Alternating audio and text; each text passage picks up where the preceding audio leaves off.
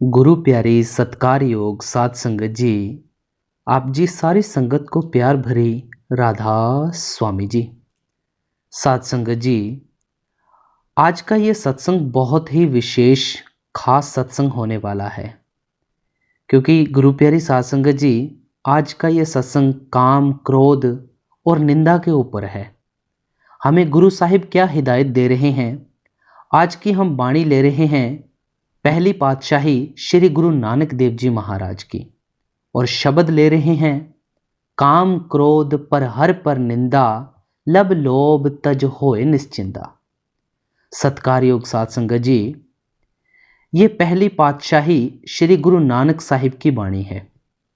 आप फरमाते हैं कि ऐ पुरुष, अगर तुझे परमेश्वर से मिलना है तो ये 5 चीजें छोड़ दे।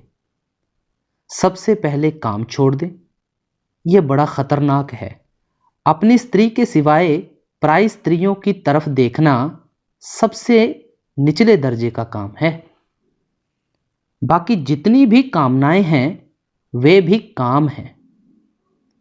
काम में रूह गिरती है, क्योंकि काम में नीचे जाना पड़ता है।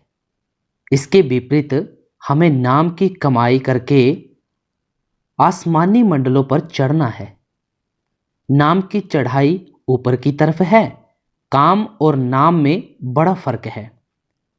संत कबीर साहिब जी होका देते हैं, जहां काम तहां नाम नहीं, जहां नाम नहीं काम, दोनों कबहू ना मिले, रवि रजनी एक ठाम। आप बड़े प्यार से समझाते हैं, जिस हृदय में काम है वहां नाम असर नहीं करता, और जहां नाम है वहां काम नहीं रहता।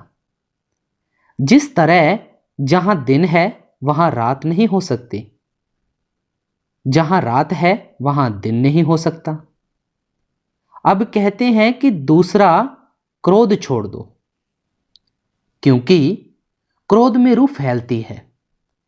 जब क्रोध करो आंखें लाल सुर्ख हो जाती हैं, रोम रोम खड़ा हो जाता है, चेहरा और का और ही हो जाता है, यहां तक कि आदमी अकल से बेबहरा हो जाता है, यानी संतुलन खो बैठता है। तीसरी चीज पराई निंदा, यह महापाप है, इसे भी छोड़ दो। चाहे गुनाह है, मगर और जितने गुनाह हैं उनमें इंद्रियां कुछ ना कुछ लज्जत पाती हैं। इसके विपरीत निंदा में क्या लज्जत है? कोई नहीं। ये ना मीठी है ना फीकी है, ना कोई और स्वाद रखती है। मगर आजकल मजहबों के पास बड़ा तोपखाना क्या है? पराई निंदा। एक मजहब दूसरे मजहब की निंदा करता है, ना कुछ लेना ना कुछ देना, पापों का भार सिर पर उठा लेना। मगर जो संतों का सत्संग है वहां कभी निंदा नहीं होती। जहां निंदा होती है वह सत्संग नहीं। संतों का सभी मजहबों के साथ प्यार है। जिस तरह धोबी के घर तेली का कपड़ा भी जाता है, हलवाई का कपड़ा भी जाता है, कसाई का भी जाता है, वह लेने से इनकार नहीं करता। वह कारीगर है, वह जानता है कि उसमें सफेदी है। वह कहता है कि मैं ज्यादा भट्टियों पर चढ़ाकर सफेदी निकाल लूंगा। अच्छे इंसान तो क्या, संतों का चोरों ठगों से भी प्यार है, क्योंकि वे देखते हैं कि इनके अंदर भी रूह है। बड़े बड़े चोर ठग भी संतों की शरण में आकर महात्मा बन गए, जैसे विधि चंद, भूमिया वगैरह वगैरह। बाकी रहा लोभ और लालच, ये भी छोड़ दो। जब छोड़ोगे तो रूह अंदर जाने के काबिल होगी। ये तो हुए बाहर के साधन जो ठीक हो गए। इसके अलावा और परहेज भी है। वे आगे कहते हैं, ब्रह्म का संगल तोड़ निराला, हर अंतर हर रस पाया। हमारे इस वजूद के 4 हिस्से हैं, पिंड, अंड, ब्रह्मांड और सचखंड। जो सचखंड है वह लाफानी देश है, वह ना प्रलय में गिरता है और ना महाप्रलय में।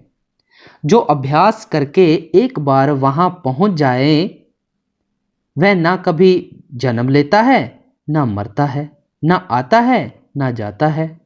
जो पिंड है इसमें 6 चक्र हैं।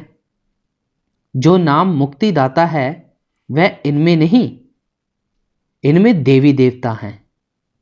योग शास्त्र, अष्टांग योग और अन्य ग्रंथ पढ़कर देखो, वे कहते हैं कि मूल चक्र में गणेश है, इंद्रिय चक्र में ब्रह्मा है, नाभि चक्र में विष्णु है, हृदय चक्र में शिव है, कंठ में शक्ति है और आप आंखों के पीछे बैठे हुए हो।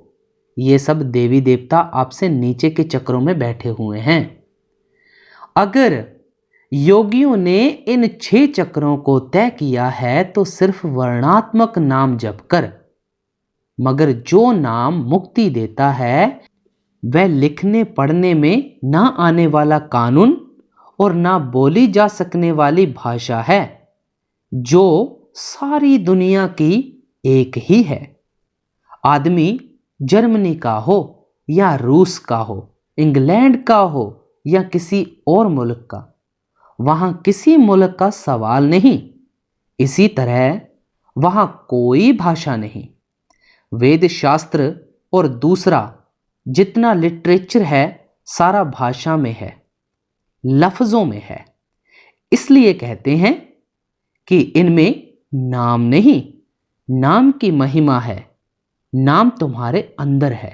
ये वेद शास्त्र और ग्रंथ कह रहे हैं कि नाम तुम्हारे अंदर है, मगर जब तक हम 9 दरवाजे खाली करके ऊपर ना जाएं वह नहीं मिलता। कहते हैं दोनों आंखों से नीचे नीचे सारा ब्रह्मचक्र है। जो देवी देवता हैं वे अपना काम कर रहे हैं। हिंदू कहते हैं कि विष्णु पालता है। जो खुराक हम खाते हैं वे मैदे में जाती है। मैदे में रगें लगी हुई हैं, कोई कानों को जाती है, कोई आंखों को, कोई दिमाग को, कोई मुंह को। इसी तरह कोई कहां कोई कहां। जब वह खुराक हजम होकर खून बनता है तो वह रगों के जरिए जिस्म के हर हिस्से को पहुंचता है। मानो विष्णु अपना काम करता है, लेकिन वह हिंदुओं को ही नहीं पालता बल्कि मुसलमानों को भी पालता है, ईसाइयों को भी पालता है और दूसरे मजहब वालों को भी पालता है। अब कहते हैं कि जब आप इस भ्रम के चक्कर से ऊपर आओगे तो अंदर रोशनी हो जाएगी और नाम मिल जाएगा। स्थूल शरीर से संबंध टूट जाएगा और आप सूक्ष्म देश में आ जाओगे। जब आप एकाग्र होकर आंखों से ऊपर आ गए तब आपको यूं मालूम होगा कि आपका शरीर के साथ कोई संबंध नहीं, बल्कि ये शरीर अलग हो जाएगा। सबसे पहले तारामंडल आएगा, फिर सूरज और चंद्रमा आएंगे। वेद इसे ही देवों और पितरों का मार्ग कहते हैं। जब इन्हें छोड़कर और ऊपर आ जाओगे तो आगे सतगुरु खड़ा है।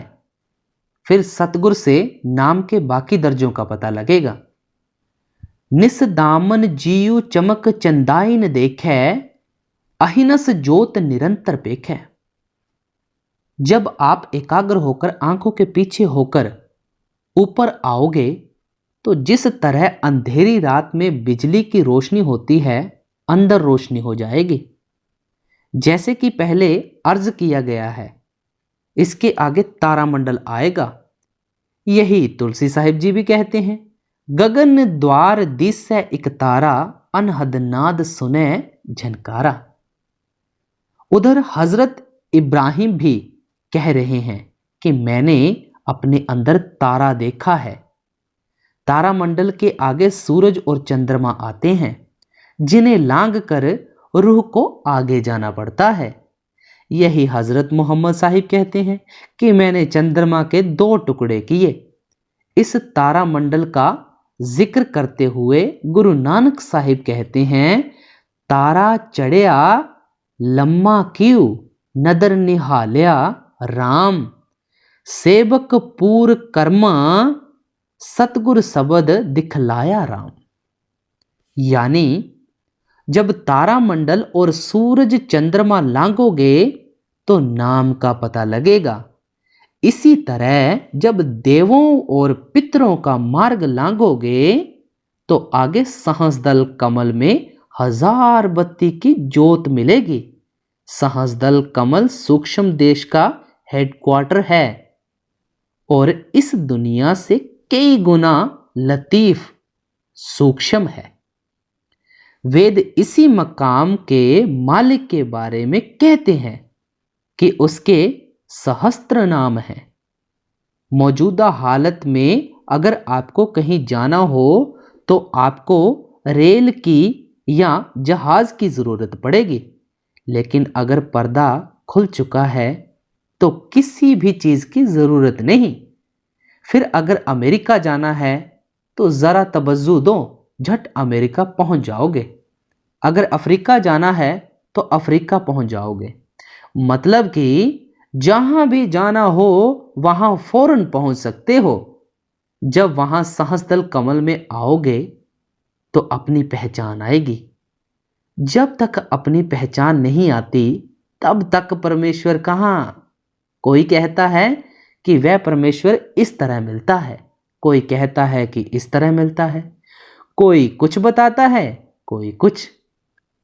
जबानी जमा खर्च करते हैं, पता किसी को भी नहीं, क्योंकि कोई गुरु नहीं मिला। जिस तरह अगर कुछ अंधे मिलकर धूल उड़ाएं तो उन्हें क्या पता लगता है कि वह कहां पड़ती है। उनके अपने ऊपर या किसी और के ऊपर। सो जब तक अंदर गुरु को प्रत्यक्ष नहीं करो तब तक समझ नहीं आती। ये जो हमारे ठाकुर द्वारों या धर्मशालाओं में आरती होती है, ये क्या है? तब ऋषि मुनि अभ्यास करके अंदर गए तो उन्होंने देखा कि वहां आरती हो रही है, 1000 बत्ती की ज्योत जल रही है, त्रिलोकी का मालिक निरंजन बैठा हुआ है। जब उन्होंने हमें अंदर ले जाने के लिए जिक्र किया तो हमें अंदर तो क्या जाना था, बाहर दिए की ज्योत जला ली और कांसे और पीतल के घंटे और शंख बना लिए। अब कहते हैं कि जो सच्ची धर्मशाला और सच्चा ठाकुर द्वारा है वह आदमी के अंदर है। आगे फरमाते हैं, आनंद रूप अनूप स्वरूपा गुर पूरे दिखाया। यह अजीब और समझने वाली बात है कि गुरु क्या है। लोग शरीर को गुरु कहते हैं, मगर शरीर गुरु नहीं। शरीर फना है, ये ना गुरु का रहने वाला है ना शिष्य का, दोनों को ही फेंक देना है। जब तारामंडल और सूरज चंद्रमा लांघ कर जाओगे तो गुरु मिलेगा। जब आप उसे एक बार अंदर प्रत्यक्ष कर लोगे तो वह सारी उम्र आपके साथ रहेगा। जब अंदर गुरु आ जाएगा तो वह कहेगा, पकड़ो नाम को और ऊपर चलो। चाहे किसी कौम के होकर जाओ, किसी मजहब के होकर जाओ, जो रूहानी राह है वह सबके लिए एक ही है। जब तक हम वजूद में बैठे हैं हमारे अलग अलग ख्याल हैं, अलग अलग मजहब, अलग अलग सोसाइटियां हैं, अंदर बड़ा अजीब इंतज़ाम है और आपकी दौलत है। जो अंदर गुरु का स्वरूप है वह अति सुंदर और अति प्यारा है। आदमी गुरु को मिले बगैर आंखों तक जा सकता है मगर आगे नहीं जा सकता। जब तक पूरा गुरु ना मिले उसका नूरी स्वरूप भी अंदर नहीं आएगा। जो खुद अंदर नहीं गया वह दूसरे को कैसे ले जा सकता है। इसीलिए कहते हैं कि पूरा गुरु हो, कामिल मुर्शिद हो, मैं कहता हूं कि चाहे उसकी तलाश में एक जन्म भी लग जाए, परवाह नहीं। जब पूरा गुरु मिल जाए फिर तहकीकात करने की जरूरत नहीं। आपके सत्संग में बहुत तेरे स्त्री और पुरुष ऐसे हैं जिनके गुरु हर वक्त साथ रहता है। आगे फरमाते हैं, सतगुरु मिलो आपे प्रभतारे, ससी घर सूर दीपक गहनारे। जब आप अंतर सतगुरु के चरणों तक पहुंच जाओ और अपने आप को उसके हवाले कर दो तो वह कहता है कि मालिक के दरबार में चलो। अब सवाल पैदा हुआ कि वे कौन सी राह ले जाते हैं। कहते हैं, सबसे पहले तुरिया पद में, इससे उठकर ब्रह्मा में, फिर ब्रह्मा से उठकर पार ब्रह्मा में। ब्रह्मा के देश में सुबह के सूरज जैसी रोशनी है और पार ब्रह्मा के देश में कार्तिक की पूर्णिमासी की तरह रोशनी है, हालांकि उसका नमूना कोई नहीं। फिर भी समझाने के लिए कहना पड़ता है। कहते हैं, बाहर के 12,000 सूरज इकट्ठे करो तो ब्रह्मा के एक सूरज की रोशनी बनती है। जब तक सतगुरु साथ न जाए यह अंदर एक कदम भी नहीं जा सकता। सतगुरु पूरा होना चाहिए। इसके विपरीत जिन्हें पूरा सतगुरु नहीं मिला तो जहां तक वह खुद जाता है वहां तक अपने सेवकों को पहुंचाकर चुप हो जाता है। अगर कोई उस्ताद एंट्रेंस तक पढ़ा हुआ है तो वह अपने शागिर्दों को एंट्रेंस तक पढ़ाकर चुप हो जाएगा। इसीलिए संत कहते हैं कि कामिल मुर्शिद हो। अब गुरु नानक साहिब कहते हैं कि सतगुरु इस राह ले जाते हैं। एक सत्संगी ने हुजूर महाराज जी से सवाल किया, ससी घर सूर दीपक गहनारे, इसका क्या मतलब है? महाराज जी ने कहा, आपके अंदर पहले दीपक यानी ज्योत आएगी, फिर जब सहस्रदल कमल को तय करके ब्रह्मा में पहुंचोगे तो सूर यानी सूरज मिलेगा, और जब पार ब्रह्मा में पहुंचोगे तो शशि यानी पूर्णिमासी का चंद्रमा नजर आएगा। एक सत्संगी ने फिर सवाल किया, हुजूर महाराज जी, घर के मायने वजूद है? महाराज जी ने कहा, हाँ और क्या, ये सारी दौलत हमारे अंदर ही है। क्या कहते हैं गुरु नानक साहिब, घर में घर दिखाई दे सो सतगुर पुरख सुजान, पंच शब्द तुनकार तुन तह वाजय शब्द निशान। जो आपका घर यानी सचखंड है वह इसी घर के अंदर है। यही वेदों में भी लिखा है कि आवती वर्णम। एक सत्संगी ने हुजूर महाराज जी से सवाल किया कि हुजूर महाराज जी, ब्रह्मा का रंग कैसा है? महाराज जी ने आंसर किया, ब्रह्मा का जो नूर है हम उसे बयान नहीं कर सकते, फिर भी इशारे के तौर पर सुबह के सूरज जैसा कहा है। गुरबाणी में भी यही आता है, एक कोसरो सिद्ध करत लाल तब चतुर पात्रो आयो, कि पहले स्थान को तय करके जब दूसरे स्थान त्रिकुटी पर पहुंचे तो उसका प्रकाश लाल है और वहां 4 दल का कमल है। ऋषियों ने चारों महावाक्य वहीं से लिए हैं। आगे फरमाते हैं, देख आदि सट रहो लिव लागी, सब त्रिभुवन ब्रह्म सवाया। अब शिष्य पूछता है कि जी वह सूरज, चंद्रमा और वह देश दृश्यमान है? तब गुरु साहिब जवाब देते हैं कि नहीं, वे अदृष्ट हैं, वे इन आंखों का मजमून नहीं। सारी त्रिलोकी तुम्हारे अंदर है, खंड ब्रह्मांड अंदर है, अंदर कीर्तन हो रहा है, मगर वे आंखें और हैं, वे कान और हैं जिनके द्वारा ये चीजें देखी और सुनी जा सकती हैं। यही गुरु अंगद साहिब कहते हैं अखी वाजों वेखना, बिन करना सुनना। वहां ये शरीर नहीं जाता, ये आंखें नहीं जाती, ना ही ये कान काम देते हैं। जब मंसूर को सूली पर चढ़ाने लगे तो पहले हुक्म हुआ कि इसे पत्थर मारो।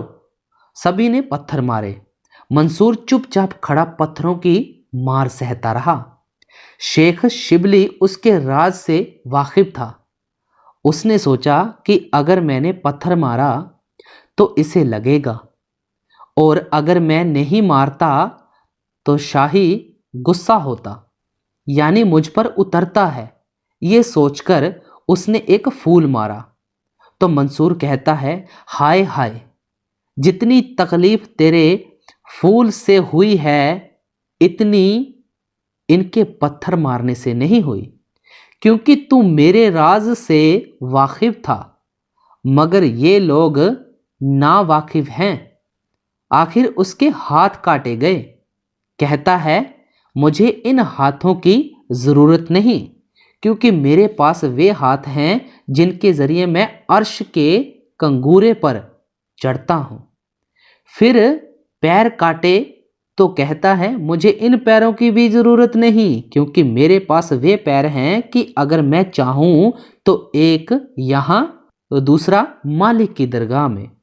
फिर आंखें निकालें तो कहता है, मुझे इन आंखों की जरूरत नहीं, क्योंकि मेरे पास वे आंखें हैं जो बका को देखती हैं, यानी अविनाशी हैं। इसके विपरीत ये फना यानी नाशवान को देखती हैं। आखिर जब जबान काटने लगे तो कहता है, जरा ठहर जाओ और मुझे रब का शुक्र कर लेने दो। अब कहता है कि हे परमेश्वर, मेरी ताकत नहीं थी कि मैं इस इम्तिहान में पास हो जाता। ये तेरी वड्याई है कि तूने फेल नहीं होने दिया। जिस तरह कुम्हार मिट्टी को गूंद कर चाक पर चढ़ाकर उसका घड़ा बनाता है, बाहर से वह उस पर थाप मारता है मगर अंदर मदद देता है, इसी तरह तू बाहर से तो इम्तिहान ले रहा है मगर अंदर तूने अपना हाथ रखा हुआ है। इसीलिए तेरा शुक्र है, शुक्र है, शुक्र है मालिक। आओ जल्लादो, जबान काट लो। कहते हैं, आप ज्यों ज्यों अंदर रूहानी मंडलों पर चढ़ते चले जाओगे, त्यों त्यों शांति, खुशी और प्रेम बढ़ता चला जाएगा। सारी त्रिलोकी, ब्रह्मा, पार ब्रह्मा, मतलब कि सब कुछ आपके अंदर है, लेकिन है अदृष्ट।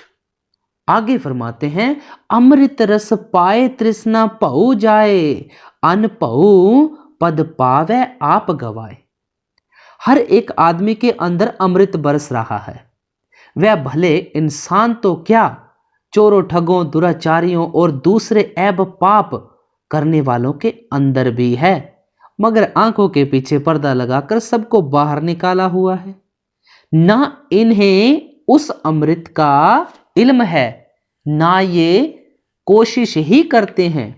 वह अमृत माया पी जाती है, काम क्रोध पी जाते हैं, हालांकि इनकी अपनी जायदाद है, मगर ये शराबों, कबाबों और दूसरे भोगों में लगे हुए हैं।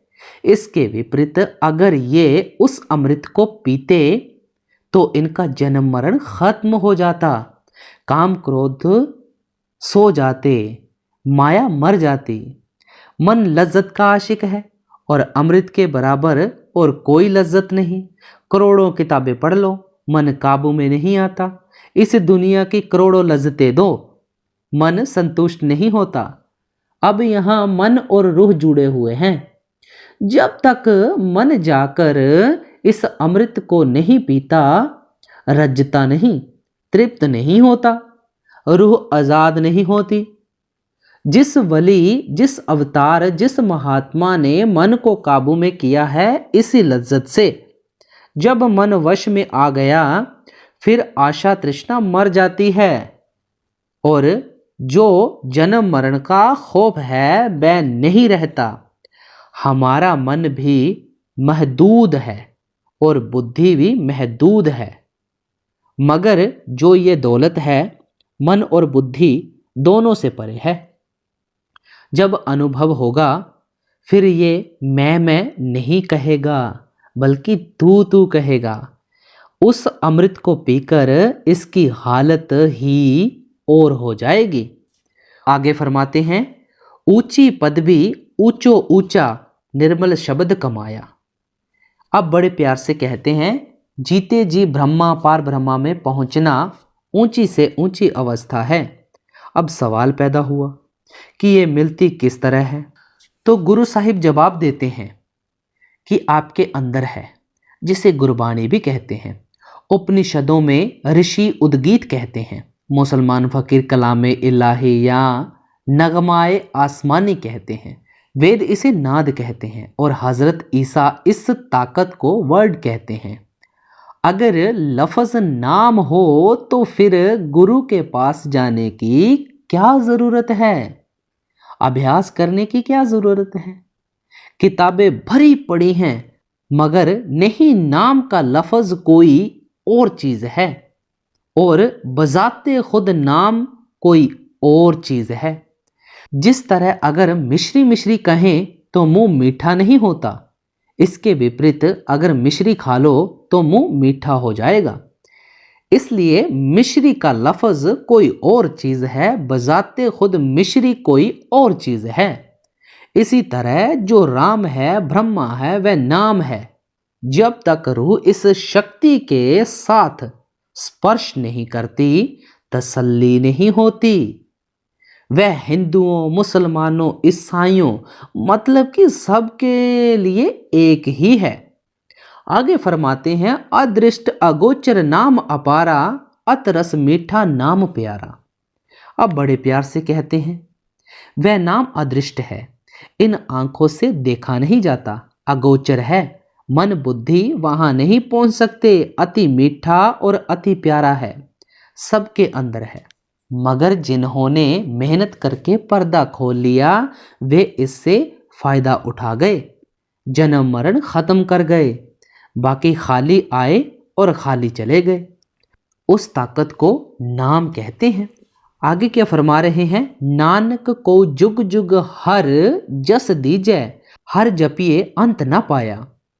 अब श्री गुरु नानक साहिब प्रार्थना करते हैं कि ऐ मालिक तू मुझ पर ये कृपा कर कि मैं तेरा नाम जपता रहूं, मेरा मन और रूह युगों युगों तक तेरे नाम में लगे रहे। जो तेरा नाम है वह बेइंतिहा है। आगे फरमाते हैं, अंतर नाम प्राप्त हीरा, हर जपते मन मन ते तीरा। जो अंदर की कैफियत है उसे बयान करने के लिए लफ्ज नहीं मिलते। अब यहां पर गुरु नानक साहिब नाम की हीरे से तुलना करते हैं, क्योंकि दुनिया की कीमती से कीमती चीज हीरा है। अब हीरा मिट्टी है, पत्थर है, मगर नाम तो नाम है, वह लाबयान है, बयान में नहीं आ सकता। सो कहते हैं, जब गुरु के दिए हुए नाम को जपने से वह हीरा रूपी नाम अंदर प्रत्यक्ष हो जाए तो मन से मन धीरज पा जाता है। मन की तीन हालतें हैं, या यूं कह दो कि मन तीन है। पहला पिंडी मन है, इसकी वासनाएं मैली हैं। आगे अंडी मन है, वासनाएं तो इसकी भी कुछ ऐसी ही हैं, मगर वह दाना यानी स्याना दुश्मन है। इससे आगे निज मन है, मतलब यह है कि जब आप नाम जपोगे तीनों मन एक दूसरे से धीरज पा जाएंगे, शांति आ जाएगी।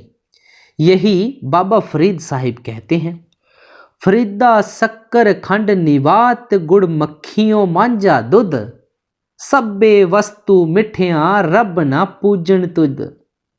शक्कर मीठी है, खंड मीठी है, मिश्री मीठी है, गुड़ मीठा है, शहद भी मीठा है, दूध मीठा है, मगर जो लज्जत नाम की है वह इनमें नहीं है।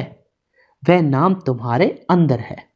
आगे फरमाते हैं, दू घट घट भऊ भंजन पाइये, बाहुड़ जन्म ना जाया।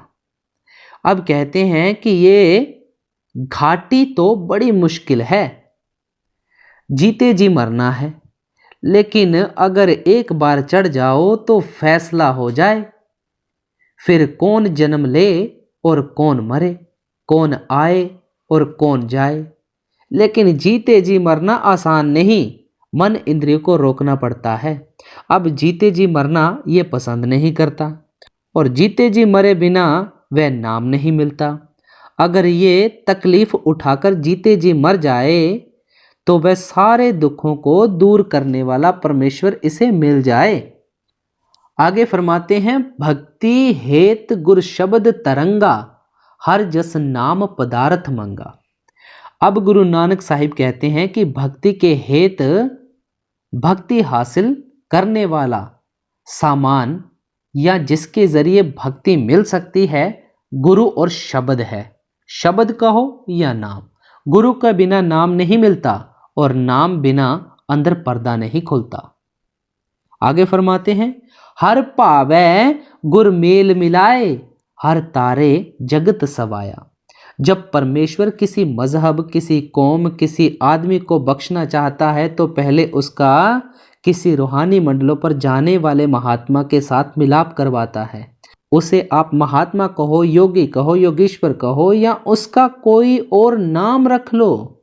जब महात्मा मिला, उसने नाम दिया, हमने नाम की कमाई की, अंदर पर्दा खुल गया, मुक्ति हो गई। चाहे हिंदू होकर अंदर जाओ, चाहे मुसलमान होकर जाओ, चाहे कोई और कौम के होकर जाओ, जो परमेश्वर का कानून है वह सबके लिए एक ही है।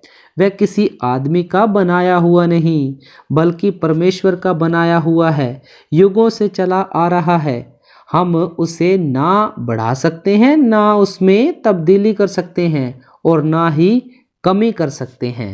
अंदर सब कुछ पहले ही बना हुआ है।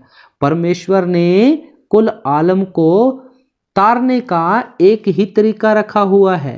फरमाते हैं, जिन जप जप्यो सतगुर मत वाके, जम कंकर काल सेवक पग ताके। कहते हैं कि जिन्होंने अपने मन की मति को छोड़कर सतगुरु की मति ले ली, जो तरीका सतगुरु ने अंदर जाने का बताया उसके मुताबिक नाम जपकर अंदर पर्दा खोल लिया, फिर उनकी मौत के वक्त ना काल आता है, ना धर्मराय ही आता है, ना यमदूत आते हैं, और ना ही हिसाब देना पड़ता है। सतगुरु आता है और अपने साथ ले जाता है। जो हमारे पिछले जन्मों के कर्म हैं उन्हें या तो प्यार से भोग लें या नाम के जरिए नाश कर दें, और आगे से ना करें।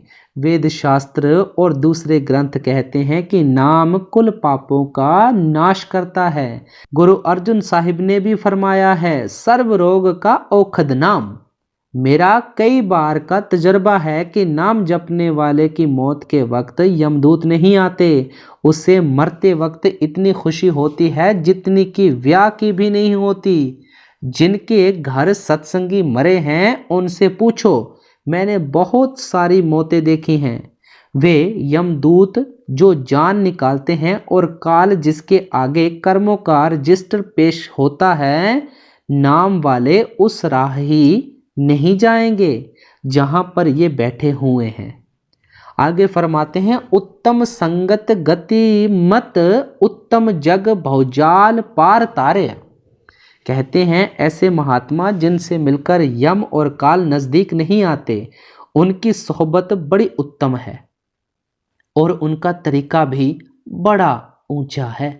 अगर हम उनकी हिदायत के जरिए अंदर जाएं तो संसार समुद्र से पार हो जाएं और हमारा जन्म लेना मरना खत्म हो जाए। आगे फरमाते हैं, ए पवजल जगत शब्द गुर तरिये, अंतर की दुविधा अंतर जरिए।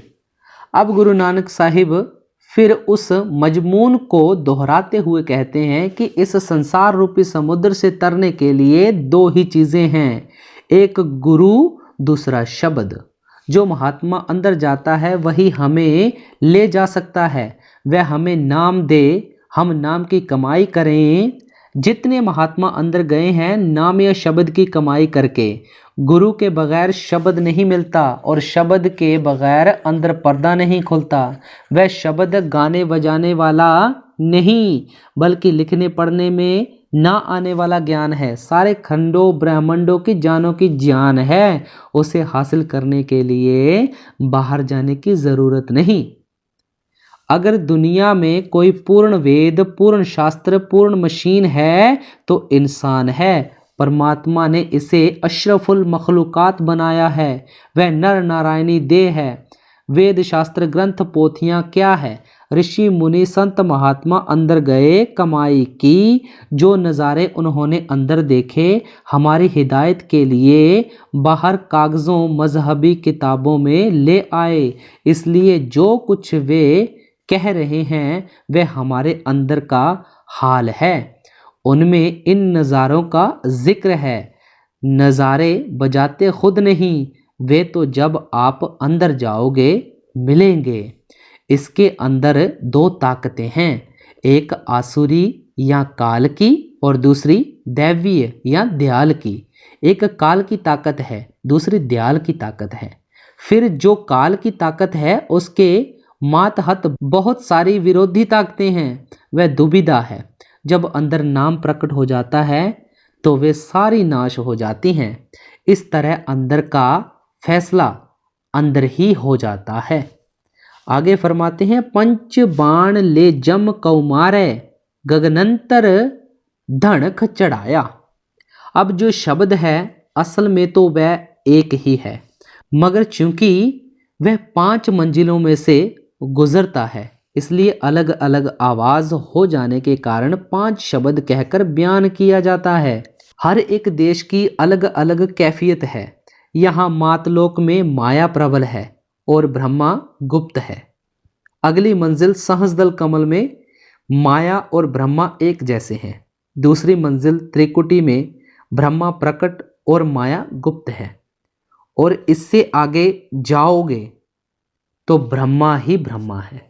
सो अलग अलग देशों में से गुजरने के कारण 5 शब्द कहे जाते हैं, वरना शब्द तो एक ही है। अब कहते हैं कि शब्द कमान है और जो 5 धुनें हैं ये 5 तीर हैं। जब आप शब्द की कमाई करोगे तो काल और महाकाल की ताकत नहीं कि आपके नजदीक आ सके, और जो रिद्धियां सिद्धियां हैं सारी दूर भाग जाएंगी। आगे फरमाते हैं, साकत नर शब्द सुरत कियू पाए, शब्द सुरत बिन आइए जाइए। अब ये जो तरीका है युगों से चला आ रहा है। यही सतयुग में था, यही त्रेता में था, यही द्वापर में था और यही कलयुग में है। कहते हैं जो अंदर नहीं गए, पिंड को छोड़कर ब्रह्मांड पर नहीं चढ़े, उनका जन्म मरण उसी तरह जारी रहा। उन्हें ना कोई रूहानी गुरु मिला, ना शब्द मिला, ना अंदर गए और ना जन्म मरण खत्म हुआ। जो मन इंद्रियों के गुलाम हैं उन्हें साकत कहा जाता है, मनमुख कहा जाता है। उन्होंने ये नाम की लज्जत नहीं ली। कल्प की गिनती चौकड़ी युगों में होती है। वे कल्प पर्यंत नरकों में सड़ते और 84 के दुख भोगते हैं। इसके उलट जिन्होंने अंदर का पर्दा खोल लिया उन्होंने फायदा उठा लिया। बिन सतगुरु और बिना शब्द सुरत कोई न उतरे पाओ पार। जितने महात्मा हुए हैं सभी यही कह रहे हैं। मौलाना रूम साहिब, शम्स तबरेज, दादू जी, पलटू जी, तुलसी साहिब, कबीर साहिब, गुरु नानक साहिब, स्वामी जी महाराज, मतलब कि सभी का रास्ता 5 शब्द का है। सारे संसार के लिए एक ही कानून है, मगर जो शरीयत वाले हैं उनकी यह राह नहीं। जो अहले शरीयत इस कानून से बेखबर हैं वे जो मर्जी है कह लें, मगर सच है कि अगर रूह नाम के साथ नहीं जुड़ी, अंदर पर्दा नहीं खुला तो जन्म मरण खत्म नहीं होता। आगे फरमाते हैं, नानक गुरमुख मुक्त परायण हर पूरे भाग मिलाया। अब कहते हैं कि मुक्ति का रास्ता गुरमुख या कमाई वाले महात्मा से मिलता है। जो खुद रूहानी मंजिलों पर जाता है वही आपको ले जा सकता है। आप उसे गुरमुख कहो, गुरु कहो, मतलब कि उसका कोई भी नाम रख लो, मगर कामिल टीचर कहीं कहीं है। आम नहीं और वे बड़े भाग्य से मिलते हैं। ऐसे फकीरों की सोहबत से हमें रूहानियत का कुछ पता लगता है। इसे कहते हैं कि मुक्ति देने वाला कामिल मुर्शद यानी पूर्ण गुरु पूरे भाग्य से मिलता है। आगे फरमाते हैं, निरपौ सतगुरु है रखवाला, भक्ति प्रापत गुरु गोपाला। कहते हैं सतगुरु हर मंजिल पर शिष्य के साथ है। फिर भी यह एक अजीब खेल है कि वह जब तक इंसानी जामे में बैठा हुआ है कभी नहीं कहता कि मैं सतगुरु हूँ। अब सवाल पैदा हुआ कि वह असल में क्या है। कहते हैं कि जो सबसे परे है, जिसे आप कुल मालिक कहते हो, वह सतगुरु का रूप है। और जो देह रूप धारण किया है यह इस तरह है जिस तरह थिएटर में कोई रामचंद्र बनता है, कोई कृष्ण जी का स्वांग बनाता है, कोई कुछ। सारे एक्टर अपना अपना पार्ट अदा करके चले जाते हैं। सो गुरु भी 10, 20, 50, 100 साल अपना काम करके चला जाता है। अब कहते हैं कि जो निर्भय निर्वैर है, आखिरी मंजिल है, ना कभी आया ना कभी गया, ना कभी जन्मा ना कभी मरा है, वह हमारा गुरु है। अब हमारी मर्जी है हम उसे गुरु कहें, परमेश्वर कहें या कुछ और। वह शक्ति चोरों, ठगों, दुराचारियों और कई ऐब पाप करने वालों मतलब कि सबके अंदर है, मगर वह दबी हुई आई और दबी हुई चली गई। जिस तरह विद्या की ताकत विद्यार्थी के दिमाग में मौजूद है, मगर जब तक कोई उस्ताद उस ताकत को नहीं जगाता विद्या नहीं आती। इसी तरह वह परमेश्वर यानी नाम की ताकत हर एक आदमी के अंदर है, मगर उसके अंदर होते हुए भी ये कीड़ा पतंगा बनता फिरता है और दूसरी योनियों में दुख उठाता है। जब कोई रूहानी टीचर मिले, वह नाम दे, ये कमाई करके अंदर पर्दा खोल ले तो इसकी मुक्ति हो जाए। मगर इसकी मौजूदा हालत क्या है? एक महात्मा सुंदरदास जी हुए हैं, वे इसका जवाब देते हैं।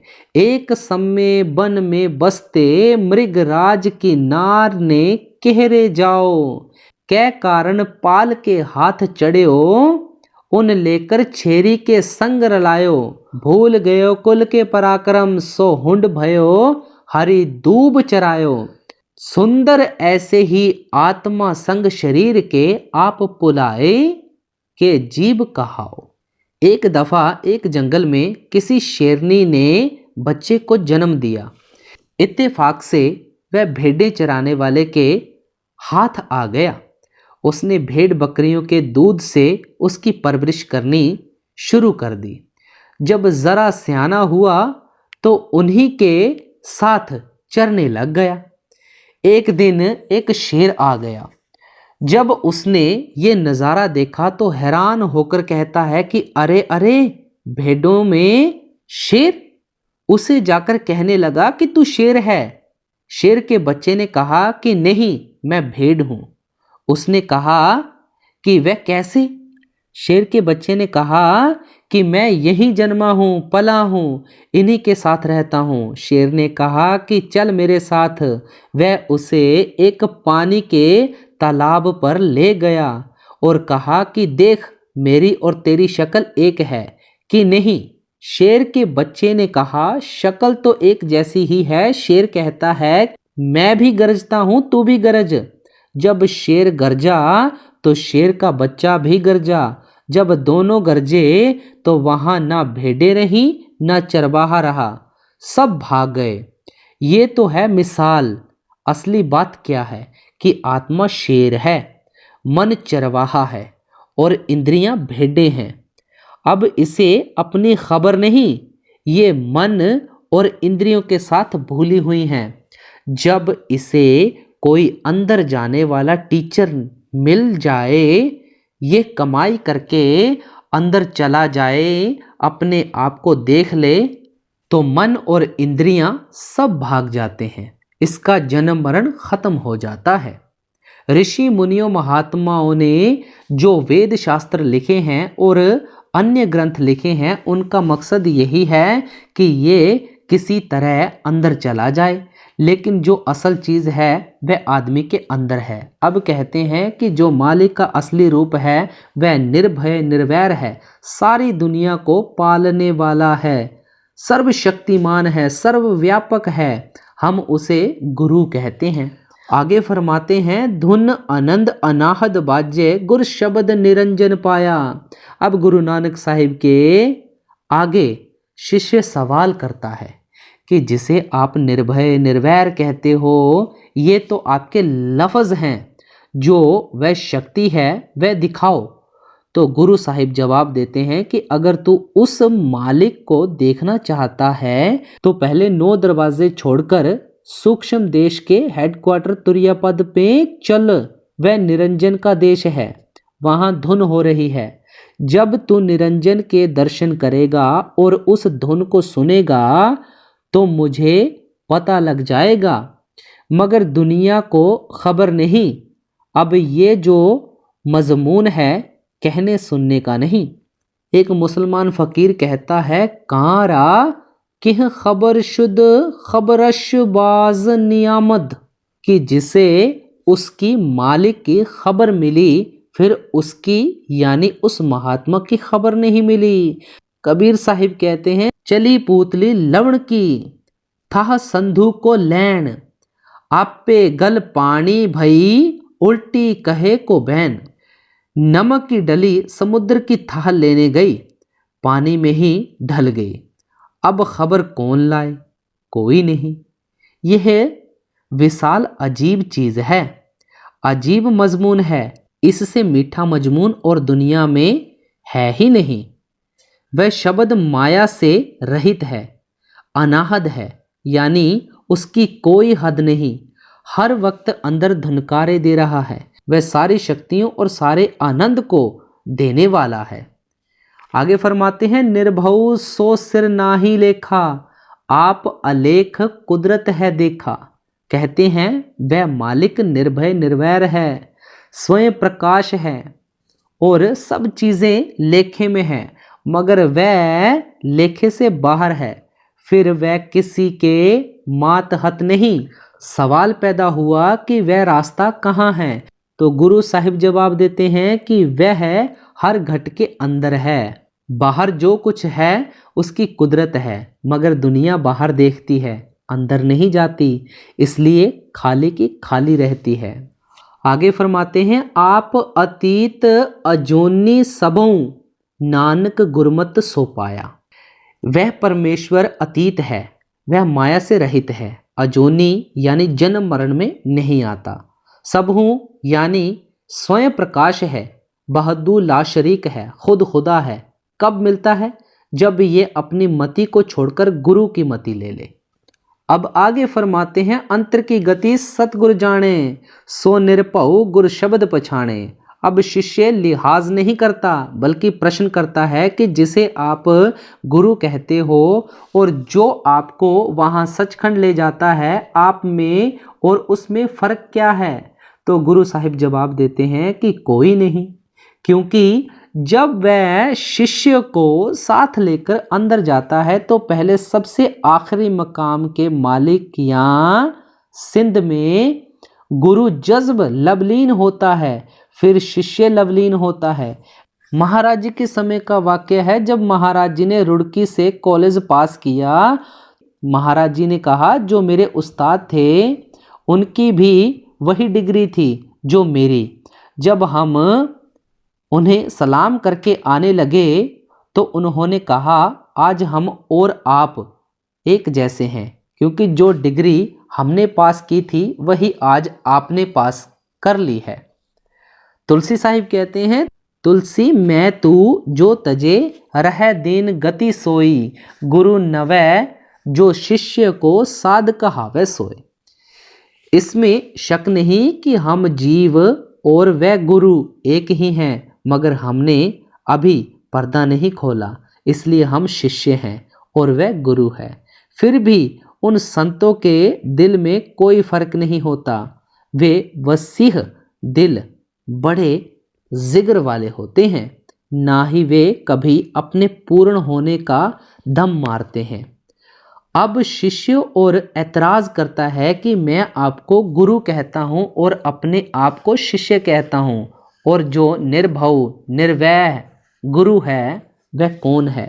तो गुरु साहिब जवाब देते हैं कि जब तक ये अंदर की गति से वाकिफ नहीं होता तब तक ये शिष्य है, और जो इसे अंदर जाने का भेद देता है वह गुरु है। मगर जो आखिरी मंजिल है वहाँ ना गुरु है ना चेला है, वहाँ जाकर सब एक हो जाते हैं। वहाँ पहुंचकर गुरु और शिष्य में फर्क नहीं रहता। महात्मा तो कहते हैं कि आप और वह एक ही हो। वह मालिक निर्भव है। जो महात्मा अंदर जाता है वह मालिक में लवलीन हो चुका है। अगर हम उसे भी निर्भव कह दें तो कोई डर नहीं। जो सतगुरु हमें तालीम देता है वह खुद गुरु और शब्द के जरिए निर्भव में मिलकर निर्भव हो चुका है। जब हम उसकी हिदायत पर अमल करेंगे हम भी निर्भव हो जाएंगे। आगे फरमाते हैं, अंतर देख निरंतर बूझे अनंत न मन डोलिया। कहते हैं कि अगर आप अंदर के भी अंदर चले जाओगे तो आपके और मालिक के बीच कोई फर्क नहीं रहेगा। वह जो अवस्था है वहाँ ना आदि है ना अंत, ना एक है ना दो। उसे बयान करने के लिए कोई लफ्ज नहीं। अब आगे फरमाते हैं, निरपौ सो अब अंतर वस्या अहिनस नाम निरंजन रस्या। कहते हैं वह निर्भय शक्तिमान मालिक हमें मिल गया। ये हालत कब महसूस होती है? जब ये 9 द्वारों को खाली करके तुरिया पद में पहुंच जाता है और फिर तुरिया पद को छोड़कर गुरु में समाता है। जिस तरह आदमी MA पास करके किसी पेशे या किसी लाइन में जाने के काबिल होता है, इसी तरह वहां पहुंचकर रूहानियत की आलिफे क ख ग शुरू होती है। मगर यहाँ इसका क्या हाल है?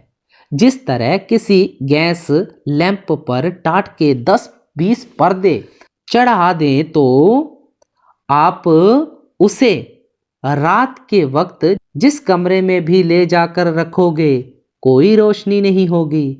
मगर ज्यों ज्यों पर्दे उतारते जाओगे पर्दों में से रोशनी की किरणें छन छन कर बाहर निकलनी शुरू हो जाएंगी।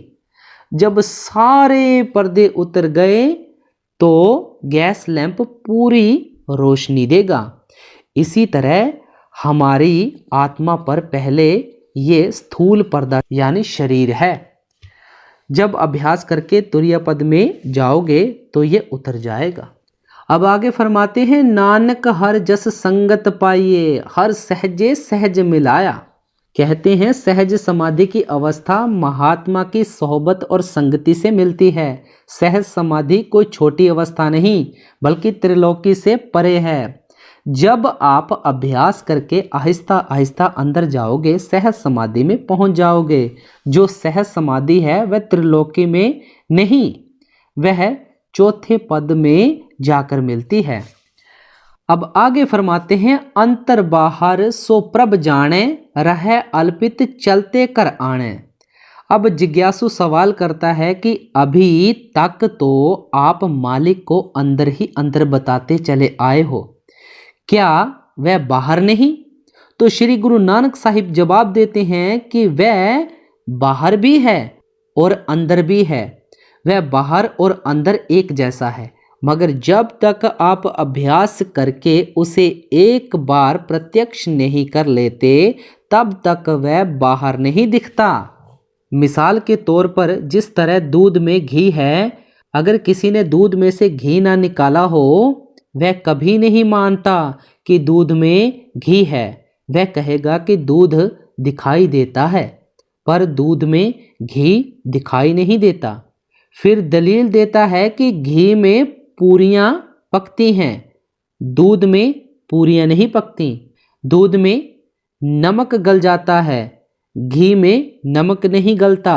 अगर उसके सामने दूध को जमाकर बनाए दही, दही को मथकर निकाले मक्खन, फिर मक्खन को गर्म करके बनाए घी, तो वह जब कहीं दूध देखेगा फौरन कहेगा इसमें घी जरूर है। चाहे नजर नहीं आता।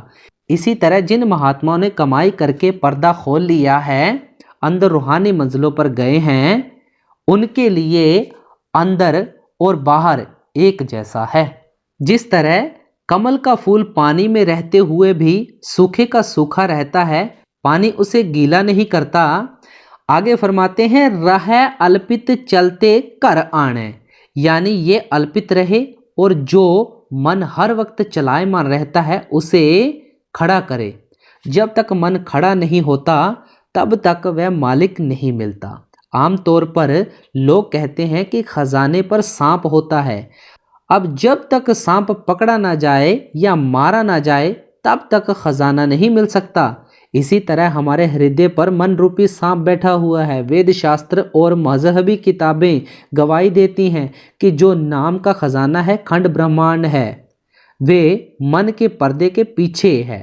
मगर डॉक्टर ऐतराज करते हैं कि हमने कई मुर्दे चीरे, लेकिन अंदर ना कभी ब्रह्मा देखा है, ना पार ब्रह्मा देखा है, और ना कभी सचखंड देखा है। अब डॉक्टर भी सच्चे हैं और ग्रंथ पोथियों का कहना भी झूठ नहीं। डॉक्टर जड़ वस्तु को चीरते हैं, रूहानियत को नहीं चीरते। ये चीजें यानी खंड ब्रह्मांड सूक्ष्म और चेतन है और अभ्यास के जरिए देखी जा सकती हैं, इन आंखों का मजमून नहीं। सो कहते हैं कि हमारे हृदय पर मन रूपी सांप बैठा हुआ है जो हमें अंदर नहीं जाने देता, और जब तक हम अंदर नहीं जाते हमें कुछ नहीं मिलता। ये जितने वेद शास्त्र हैं, ग्रंथ पोथियां हैं, पढ़ना पढ़ाना है, सत्संग करना है, ये सब मन को वश में करने की दवा है। वह परमेश्वर अंदर भी है और बाहर भी है। अगर आप उससे मिलना चाहते हो तो मन को खड़ा करके अंदर चले जाओ। ये रब्बी ज्ञान है और अनादि काल से चला आ रहा है। अब सारा शब्द खत्म करते हुए श्री गुरु नानक साहिब अंत की कड़ी में क्या फरमा रहे हैं? ऊपर आद सर्ब तिहु लोई, सच नानक अमृत रस पाया। त्रिलोकी तक काल है, महाकाल का ताल्लुक है। जब आप त्रिलोकी से पार चौथे लोक में जाओगे, वह असली से असली और सबका आदि मालिक आपको मिल जाएगा। सत्कार योग साध संगत जी, आज का ये सत्संग कितना रूहानियत भरा सत्संग था। हमें गुरु साहिब ने बहुत ही एक कड़ी कड़ी तुक तुक के साथ समझाया है। हमें भी चाहिए इस सत्संग से हिदायत लेकर जो गुरु साहिब हमें समझाना चाह रहे थे उसके मुताबिक हम कमाई करें। किसकी कमाई करनी है? नाम की कमाई करें, शब्द की कमाई करें। तो सत्कार योग साध संगत जी, आज का सत्संग ये यहाँ पे समाप्त होता है। आप जी सारी संगत को बाबा जी की तरफ से बहुत बहुत प्यार और आशीर्वाद। राधा स्वामी जी।